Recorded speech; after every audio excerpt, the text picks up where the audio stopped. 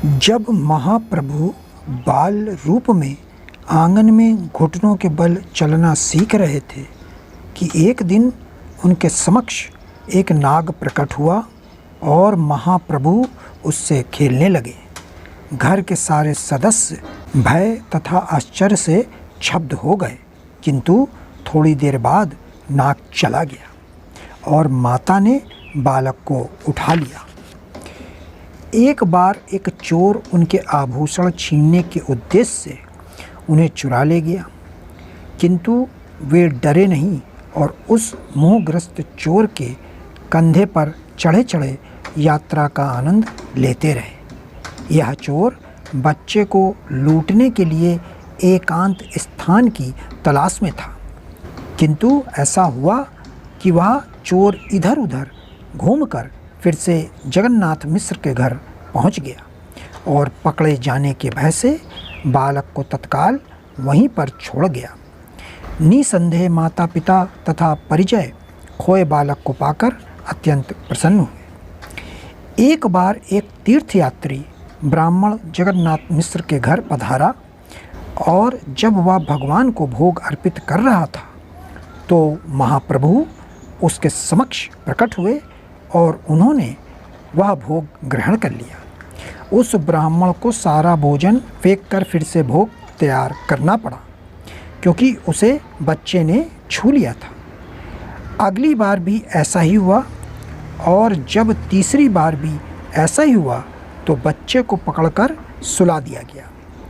अर्धरात्रि के समय जब घर के सभी लोग सो गए तो उस ब्राह्मण ने अपने द्वारा तैयार किए गए उस विशिष्ट भोग को श्री विग्रह को अर्पित किया, लेकिन उस बालक भगवान ने प्रकट होकर उस भोग को झूठा कर दिया। तब वह ब्राह्मण रोने लगा, किंतु घर के सारे लोग सोए थे अतः उसका रोना किसी ने नहीं सुना। उस समय बाल रूप भगवान उस भाग्यवान ब्राह्मण के समक्ष प्रकट हुए और स्वयं कृष्ण के रूप में अपना दर्शन दिया।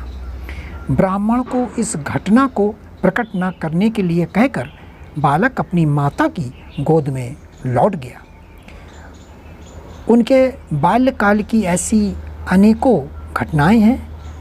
कभी कभी एक नटखट बालक की भांति वे उन रूढ़िवादी ब्राह्मणों को तंग करते जो गंगा स्नान करने आते।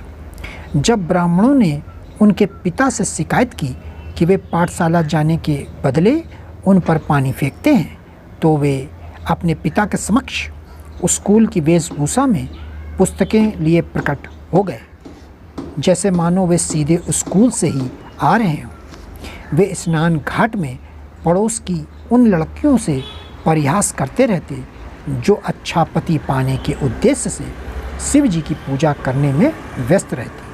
जब वे ऐसी पूजा में व्यस्त रहती तो नटखट महाप्रभु उनके समक्ष प्रकट होकर कहते, मेरी प्रिय बहनों, तुम शिवजी की भेंट के लिए जो कुछ लाई हो वह मुझे दे दो।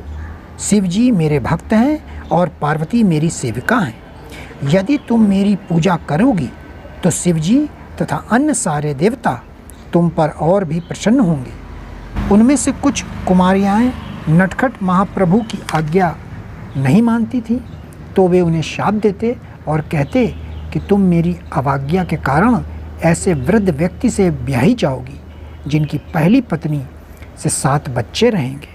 भाग्यवंश और कभी कभी प्रेमवंश ये कुमारिकाएं उन्हें विविध सामग्रियां अर्पित करती और तब महाप्रभु उन्हें आशीष देते और आश्वस्त कराते कि उन्हें सुंदर युवा पति प्राप्त होंगे।